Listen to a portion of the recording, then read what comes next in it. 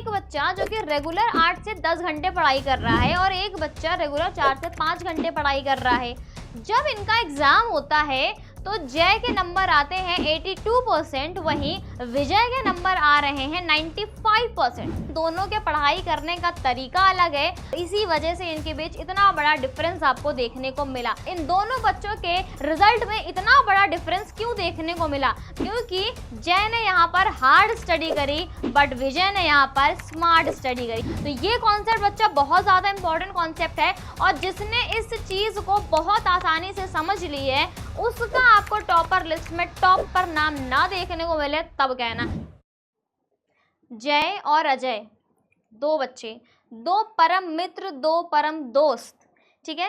एक बच्चा जो कि रेगुलर 8 से 10 घंटे पढ़ाई कर रहा है और एक बच्चा रेगुलर 4 से 5 घंटे पढ़ाई कर रहा है।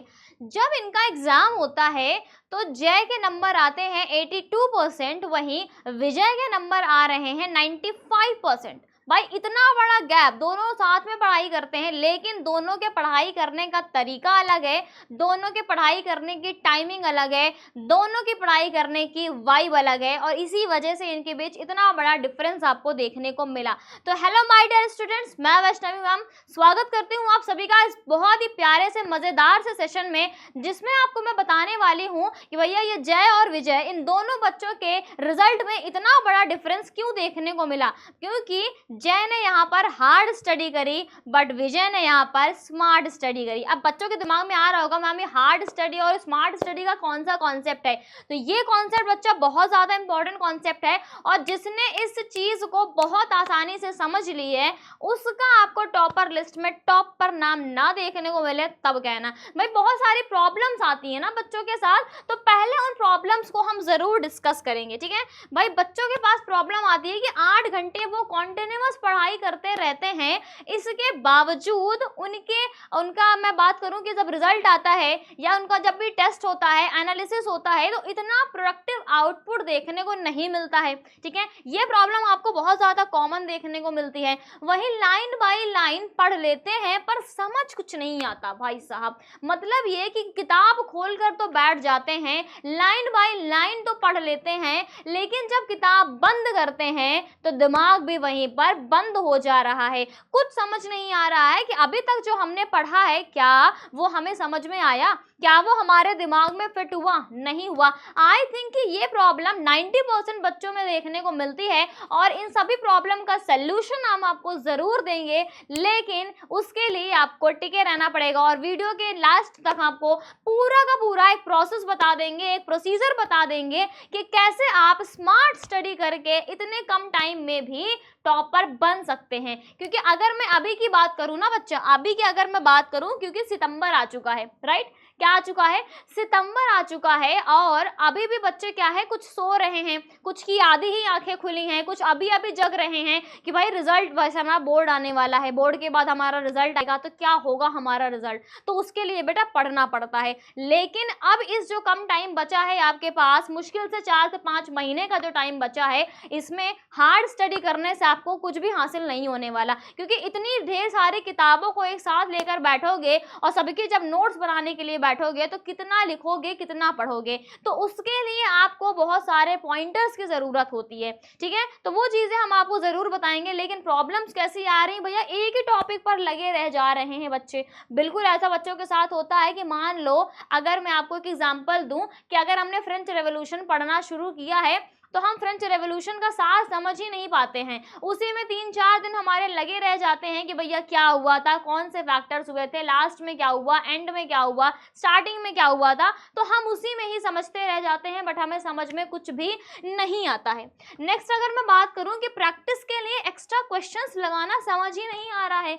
अगर तुमने किसी तरीके कोशिश करके अपना कॉन्सेप्ट क्लियर कर भी लिया तब तुम ढूंढते रह जाते हो कि भैया एक्स्ट्रा क्वेश्चंस कहाँ से लगाएं, कहाँ से हमें इतने सारे उसी सेम टॉपिक से रिलेटेड क्वेश्चंस मिलेंगे और कैसे हम उन क्वेश्चंस का जवाब देके अपनी परफॉर्मेंस का एनालिसिस कर सकते हैं। तो ये भी बहुत बड़ा डाउट रहता है बच्चों के मन में और ये बहुत बड़ा चैलेंज है और इस चैलेंज को कैसे टैकल करना है ये हम लास्ट तक आपको बहुत ही बेहतरीन तरीके से समझा देंगे।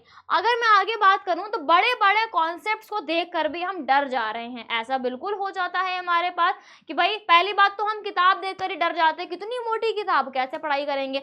और स्पेशली हिस्ट्री में ऐसा होता है, हिस्ट्री ऑलरेडी बच्चों को लेंदी लगती है, हिस्ट्री ऑलरेडी बच्चों को क्या लगती है कि बोरिंग बोरिंग टाइप का है। साइंस में भी आपको ये चीज देखने को मिलती है, इनफैक्ट मैथ के क्वेश्चंस देख के बच्चे डर जा रहे हैं कि भाई इसको हम सॉल्व कैसे करेंगे। फिजिक्स के डेरिवेशन देख के वो डर जाते हैं, लेकिन उसमें डरना नहीं होता है, कैसे उसको टैकल करना है वो हम जरूर सीखेंगे और बड़े आसानी से सीखेंगे।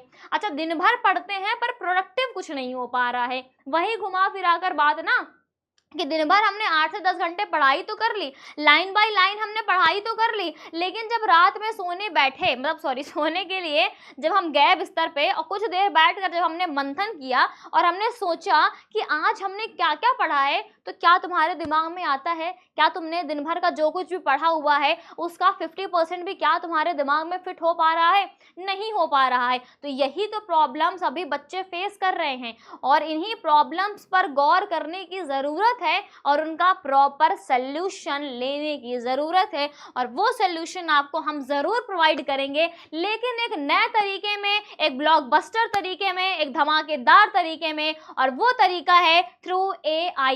ठीक है, आर्टिफिशियल इंटेलिजेंस की हेल्प से हम अपनी बहुत सारी प्रॉब्लम्स को सॉल्व कर सकते हैं और बहुत आसानी तरीके से सॉल्व कर सकते हैं। और यही फीचर्स आपको हमारे मास्टर बैच में देखने को मिलेंगे, जिसमें AI ओरिएंटेड आपको बहुत सारे कॉन्सेप्ट्स, बहुत सारे सॉल्यूशंस देखने को मिलेंगे। तो भाई क्या क्या AI कर सकता है हमारी इन सारी प्रॉब्लम्स को सॉल्व करने में, कैसे हम उसका इस्तेमाल कर सकते हैं, तो वो आपको यहाँ देखने को मिलेगा कि भाई शॉर्ट नोट्स जिसकी रिक्वायरमेंट आपको बहुत ज़्यादा है, क्योंकि अब हमारे पास टाइम बचा हुआ है कम, तो इतनी बड़ी बड़ी नोट्स हम नहीं बना सकते, सारी हैंड रिटन नोट्स हम नहीं बना सकते। दैट्स वाई हमें शॉर्ट नोट्स की रिक्वायरमेंट है जो आपको AI से देखने को मिलेगा। ठीक है, बाकी अगर हिस्ट्री की टाइमलाइन की मैं बात करूं तो हिस्ट्री को समझने के लिए टाइमलाइन सबसे इंपॉर्टेंट फैक्टर होता है। मैं अपनी क्लास में भी बहुत बार बच्चों को बताती हूं और मैं खुद से टाइमलाइन क्रिएट करती हूं ताकि बच्चों को पूरा का पूरा चैप्टर एक सार में क्लियर हो जाए, और ये चीज आपको AI ओरिएंटेड बहुत ही बेहतरीन तरीके से मिलने वाली है। ठीक है, माइंड मैप की बात करूं तो हिस्ट्री में तो हम टाइमलाइन बना लेंगे, लेकिन हमारा ज्योग्राफी है, हमारा सिविक्स है, इकोनॉमिक्स है, ठीक है, बाकी अगर मैं साइंस के सब्जेक्ट्स की भी बात करूं तो यहाँ पर माइंड मैप बहुत ज़्यादा इंपॉर्टेंट है। इनफैक्ट हम मैथ्स के फॉर्मूलाज का भी माइंड मैप बना सकते हैं, उनके क्वेश्चंस का भी माइंड मैप बना सकते हैं, और ये सब कैसे आसान हो सकता है, तो थ्रू आर्टिफिशियल इंटेलिजेंस ये बहुत आसान हो सकता है। ठीक है, एक्स्ट्रा प्रैक्टिस क्वेश्चन, भाई जो क्वेश्चन ढूंढने के लिए आप दर दर भटकते रहते हो कि मैम हमने कॉन्सेप्ट तो क्लियर कर लिया है, लेकिन हम अपने परफॉर्मेंस का एनालिसिस कैसे करेंगे, तो कैसे करोगे भाई, सीधी सी बात है, आप डायरेक्ट वहां पे सर्च करोगे कि हाँ मुझे इस टॉपिक से रिलेटेड इतने क्वेश्चंस चाहिए। यहां तक कि आप ये भी बता सकते हो कि आपको इजी लेवल चाहिए, मॉडरेट लेवल चाहिए या हार्ड लेवल चाहिए। उस लेवल के अकॉर्डिंग आप अपना टेस्ट खुद से बिल्डअप कर सकते हो, खुद से आप अपने क्वेश्चंस को सेटअप कर सकते हो और अपनी परफॉर्मेंस का एनालिसिस कर सकते हो बहुत ही आसान तरीके से। ठीक है, नेक्स्ट इजी लैंग्वेज में हार्ड कॉन्सेप्ट थ्रू AI आपको जो हार्ड कॉन्सेप्ट्स लगते हैं, जो इनफैक्ट मैथ्स के जो सॉल्यूशंस होते हैं, फिजिक्स के जो डेरिवेशंस होते हैं, जो आपको बहुत ज़्यादा हार्ड लगते हैं, उसको आप बहुत ही इजी वे में समझ सकते हो, इजी स्टेप में समझ सकते हो। और अगर मैं हिस्ट्री के चैप्टर्स की भी बात करूं तो वो आपको बहुत ही इजी लैंग्वेज में बहुत सारे पॉइंटर्स के साथ बता देता है कि भाई बस इतना ही तुम्हें समझना है, इससे ज़्यादा जो आलतू फालतू की चीज़ें होती हैं वो AI के द्वारा हम पहले ही हटा सकते हैं। ठीक है, अगर मैं बात करूं precise solution anywhere any time, भाई AI एक ऐसा फीचर है जो हम कहीं पर भी कभी भी हम उसका इस्तेमाल कर सकते हैं, और तुम्हें तुरंत अगर तुम्हारे दिमाग में आया है भाई एक डाउट, ठीक है, अभी अगर तुमने पढ़ना शुरू किया है, कोई कॉन्सेप्ट तुम अपना तैयार कर रहे हो, तुरंत अगर तुम्हारे दिमाग में कोई डाउट आ रहा है तो तुम्हें तुरंत उसका सॉल्यूशन मिल जाएगा थ्रू AI। ठीक है, अगर मैं विजुअल टाइप कॉन्सेप्ट्स की बात करूं तो हमें पता है कि अगर जब हम एक एक लाइन पढ़ने बैठते हैं तो वो हमारे दिमाग में जल्दी से फिट नहीं होती, लेकिन जब भी हम 3 मिनट का गाना सुन लेते हैं या जब हम मूवी देख लेते हैं तो हमें उसकी पूरी की पूरी स्टोरी याद हो जाती है। दैट मीन्स कि हमारा माइंड विजुअल फॉर्म्स को बहुत ईजिली कैप्चर करता है, और AI इसका बहुत ही बड़ा जीता जागता एग्जाम्पल है कि यहाँ पर हम विजुअल फॉर्म में, यहाँ पर हम जैसे अगर मैं बात करूँ बहुत सारे पिक्चर्स के फॉर्म में हम इसको बहुत ही आसानी से अपने कॉन्सेप्ट्स को कवर कर सकते हैं। भाई ये सारे फीचर्स कब काम आने वाले हैं, अब काम आने वाले हैं। अब आपके सारे चैलेंजेस को हम टैकल करने वाले हैं इन्हीं AI जनरेटेड अपने मास्टर बैच में। ये सारे फीचर्स आपको देखने को मिलेंगे जो आपको टॉपर बनाने के रास्ते में, उस रास्ते को और ज़्यादा स्मूथ करने वाले हैं। अभी तक जितने भी आपको ठोकरें इसमें इस रास्ते पे देखने को मिलती थी, जितने भी बैरियर्स आपको इस रास्ते पे देखने को मिलते थे, इसी AI के द्वारा हम इस रास्ते को इतना स्मूथ करने वाले हैं जिससे कि आपको अपनी मंजिल तक पहुंचने में कोई भी रुकावट ना देखने को मिले और आप हंसी खुशी अपनी मंजिल को पा सके। तो अब आपके दिमाग में आ रहा होगा कि मैम आपने तो बता दिया कि हार्ड स्टडी से हमारा क्या क्या चैलेंजेस देखने को मिल रहे हैं, क्या क्या बच्चे प्रॉब्लम फेस कर रहे हैं, और आपने प्रॉपर उसका सोल्यूशन भी हमें प्रोवाइड करा दिया। और इस सोल्यूशन को अगर हमने अपनी लाइफ में अप्लाई करना शुरू किया, दैट मीन्स कि ये हमारे लिए बहुत ही बेहतरीन सा मौका होने वाला है, बहुत ही बेहतरीन सी अपॉर्चुनिटी ये देने वाला है जो कि आपको टॉपर बनाने वाला है। ठीक है, तो क्या आपको इसमें डिफरेंस समझ में आया? इस पूरे सेशन में आपको इसका क्या सार समझ में आया, क्या कंक्लूजन समझ में आया? अगर मैं एक बारी में बताना चाहूँ तो, ठीक है, एक बारी में अगर मैं इन चीज़ों को बताना चाहूँ तो आपको इसका क्या कंक्लूजन समझ में आया? तो कंक्लूजन ये है कि अप्रोचेस का, इफेक्टिवनेस का और सस्टेनेबिलिटी का। अप्रोच की बात करूं तो बेटा हार्ड स्टडी में आपकी अप्रोच बहुत ज़्यादा ट्रेडिशनल होती है कि हम 8 से 10 घंटा पढ़ लेंगे तो बहुत प्रसन्न हो जाएंगे, बहुत कुछ अच्छा हो जाएगा। लेकिन आपको अप्रोच अपनी एक नए वे में समझनी है, एक नए तरीके से अपनी अप्रोच को फॉर्म करना है, एक स्मार्ट अपनी अप्रोच रखनी है यहाँ पर। और अगर मैं इफेक्टिवनेस की बात करूँ तो हार्ड स्टडी करने पर बहुत ज़्यादा इफिशिएंट उसका रिजल्ट देखने को नहीं मिलता, जो कि मैंने आपको जय और विजय की कहानी से भी समझाया कि इफेक्टिवनेस स्मार्ट स्टडी में ही देखने को मिलता है। और सस्टेनेबिलिटी कि ये हमेशा वैसे क्या वैसा बना रहता है। हार्ड स्टडी जब भी आप करते हो, एक बड़ा बड़ा लेक्चर जब भी आप देखते हो तो उसका 50% ही आपके दिमाग में रहने के चांसेस हैं। लेकिन अगर जब भी आपने टाइमलाइन के अकॉर्डिंग, आपने विजुअल फॉर्म में, आपने पॉइंटर्स के साथ पढ़ाई करी हुई है तो इससे क्या है, आपकी नॉलेज 90% सस्टेन रहने के चांसेस हैं। वही यही डिफरेंस आपको देखने को मिलता है smart study versus hard study में।